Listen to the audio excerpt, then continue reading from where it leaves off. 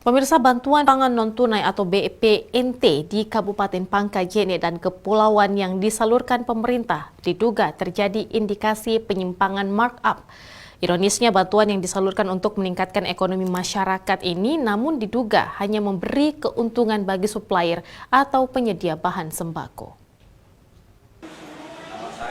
Berdasarkan data Lembaga Masyarakat Anti Penyalahgunaan Jabatan atau LMAPJ di Kabupaten Pangkep menemukan bantuan sosial yang disalurkan melalui Kementerian Sosial Direktorat Jenderal Penanganan Fakir Miskin, yakni bantuan pangan non-tunai dan program Keluarga Harapan di Kabupaten Pangkep tahun anggaran 2020 diduga syarat korupsi, kolusi, dan nepotisme dan berdampak pada kerugian negara.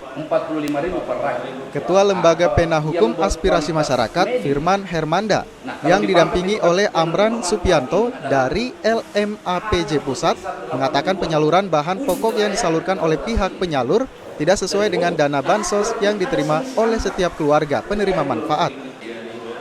Terkait dengan adanya dugaan markup yang melibatkan oknum supplier atau penyedia bahan sembako ini harus segera dilaporkan ke pihak kepolisian. Bantuan pangan non-tunai yang disalurkan ke keluarga penerima manfaat sebesar Rp200.000 dan ditukar dengan bahan pokok seperti beras, telur, dan ikan kaleng dari penyalur yang didistribusikan melalui e-warung. Namun setelah dihitung, harga bahan pokok yang diterima warga penerima manfaat di Kabupaten Pangkep tidak mencapai harga Rp200.000. Selisih harga yang mencapai lebih dari 900 juta sebulan tersebut diduga menjadi lahan korupsi. Di Kabupaten Pangkep sendiri jumlah penerima bantuan pangan non-tunai mencapai 28.000 penerima dana bansos. Program penyaluran bansos berupa bantuan pangan non-tunai BPNT di Kabupaten Pangkep ini kami menduga kuat terjadi yang namanya markup anggaran pada program BPNT yang disalurkan oleh Kementerian Sosial melalui bank-bank milik negara yang tergabung dalam Ibarat. Jadi hasil temuan kami ini terdapat markup anggaran yang berkisar hampir ratusan juta per bulan.